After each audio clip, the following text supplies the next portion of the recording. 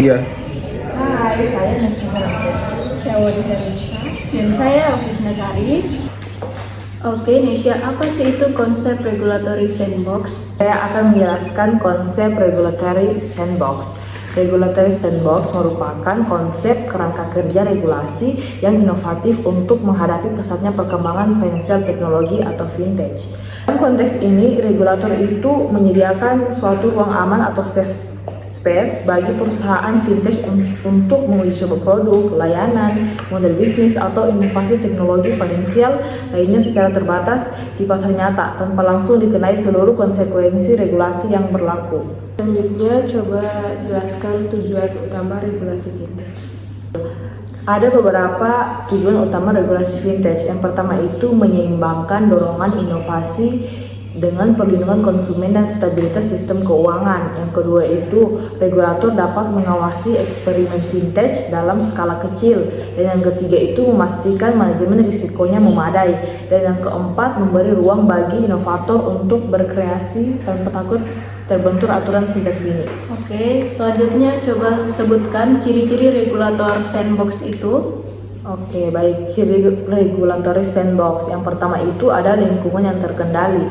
Uji coba dilakukan dalam skala terbatas dan berada di bawah pengawasan ketat regulator. Baik regulator maupun peserta bersama-sama mengatur parameter pengujian seperti durasi, jumlah pengguna, dan layanan area, serta langkah-langkah pengamanan seperti transparansi terhadap konsumen, uji coba, dan penyebaran risiko. Dan yang kedua itu regulasi kelonggaran sementara, yaitu peserta sandbox dapat memperoleh dispensasi atau pelonggaran sementara terhadap ketentuan regulasi tertentu selama masa percobaan. Misalnya, perusahaan dapat mengajukan permohonan terhadap peraturan yang dianggap menghambat inovasi, tentunya dengan persetujuan dari regulator. Ciri selanjutnya yaitu pendampingan dan dialog, yaitu terdapat komunikasi yang intens antara pelaku fintech dan regulator selama program berlangsung. Hal ini juga itu membantu startup yang belum berpengalaman dalam pemahaman hukum untuk memahami kewajiban regulasinya, sekaligus menjadi kesempatan bagi regulator untuk mempelajari teknologi serta model bisnis baru.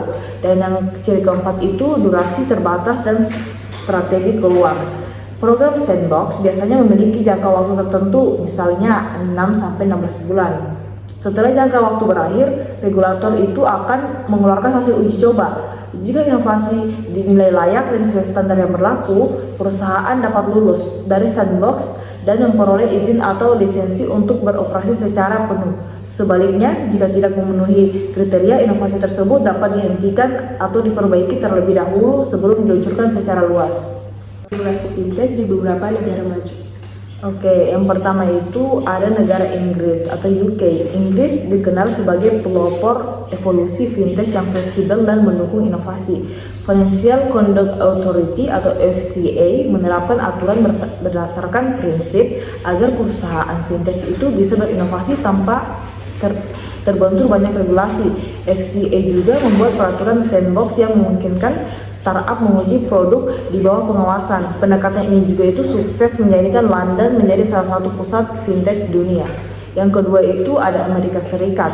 Sistem regulasi di Amerika Serikat bersifat rumit karena diatur oleh banyak lembaga dan setiap negara itu memiliki aturannya sendiri. Hal ini itu membuat perizinan fintech cukup sulit dan memakan waktu. Fokus utama regulasi Amerika Serikat itu adalah melindungi konsumen. Namun, pendekatan terlalu ketat sering dianggap menghambat inovasi. Meski begitu juga, beberapa negara bagian mulai membuka sandbox untuk mendukung pengujian produk baru.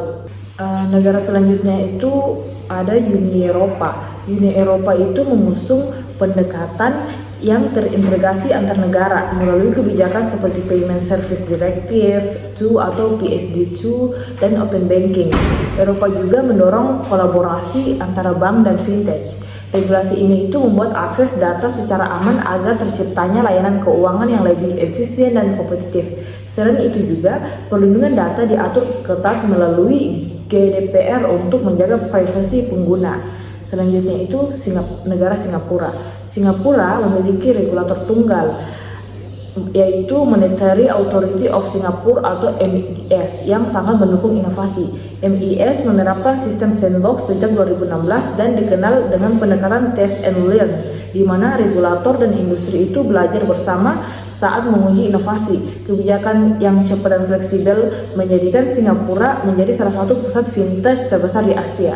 Dan negara terakhir itu ada Tiongkok atau China. Awalnya, pemerintah Tiongkok itu membiarkan inovasi fintech berkembang secara bebas seperti Alipay dan WeChat Pay. Namun, setelah muncul banyak masalah di sektor P2P lending, pemerintah memperkuat aturan dan menutup ribuan platform ilegal. Saat ini, regulasi fintech di Tiongkok itu jauh lebih ketat dengan fokus pada stabilitas dan inovasi yang terkontrol seperti mata uang digital atau